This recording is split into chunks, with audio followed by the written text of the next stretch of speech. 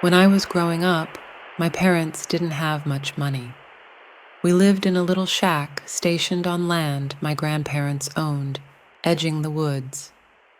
As I got older, I realized how much I disliked the woods. It was a difficult time for me. I was struggling to sleep, always feeling paranoid, and most importantly, I felt isolated.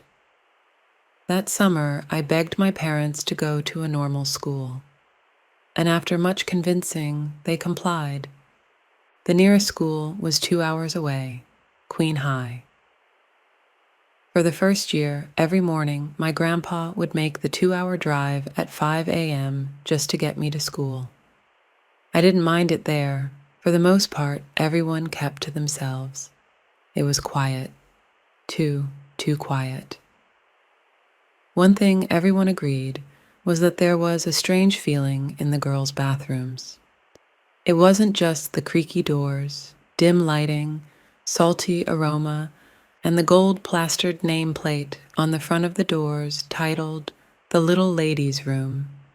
It was something even weirder, the voices. My second year at Queen High was the most memorable. I remember that the school had just announced their new boarding school branch, which was great because I didn't need to get my grandpa to drive me to school at 5 a.m. The school also went through a lot of renovations over the summer break.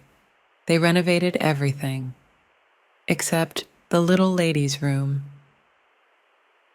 I still remember what happened on the 22nd of October, 1991, like it happened yesterday. I went about my morning like normal, had breakfast, had a shower, and then went with a few friends to the little ladies' room to do our makeup together.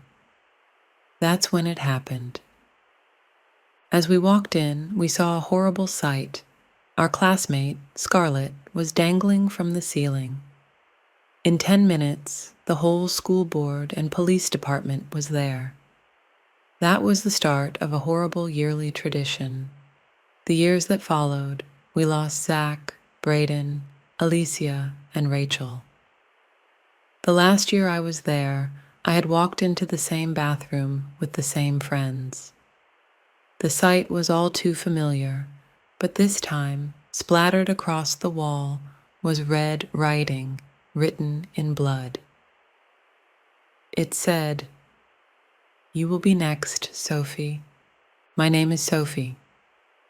I didn't go back to that school the following year.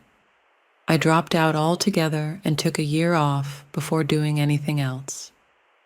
One day, during my year off, I was laying in bed late one night playing Flappy Bird on my new flip phone, when I felt eyes looking at me.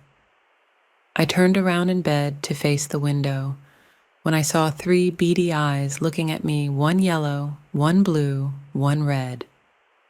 I was so scared I hid under my covers until I fell asleep. When I woke up, I looked up at my roof, where there was more words in a familiar red ink saying, "You look familiar." Under it was another all too familiar gold-plastered nameplate. On it, it said, "The Little Ladies' Room."